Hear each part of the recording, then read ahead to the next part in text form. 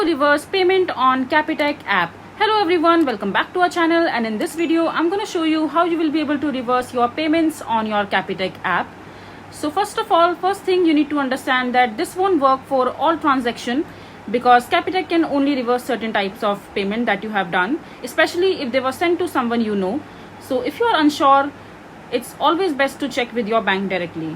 This might take a few days process, so don't panic if you don't see the money right away back into your Capitec account.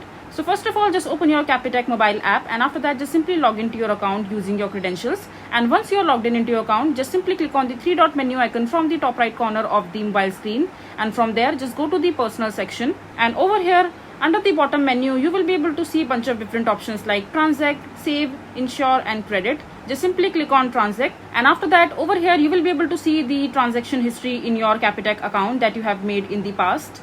As you can see that I don't have any transact history because I haven't used Capitec app as of now, but you will be able to see your Capitec transact history.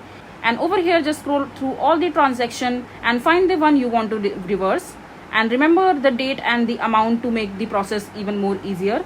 And look closely all the transaction and the details and the one that you would want to reverse, and if you're lucky you will be able to see a button that will say reverse transaction, and after that just click on that button, and after that just tap on it, and a message will pop up asking you to confirm. Just double check everything is correct, and before hitting OK just double check that everything is correct. And once everything looks good and you are sure that you want to reverse the money, just click on OK to confirm, and Capitec will take it from there and start the reversal process. You should get a confirmation message letting you know that they have received your request, and now you just have to sit tight and wait for the money to return in your account, and this might take few business days. So this is basically how you will be able to reverse payment on your Capitec app.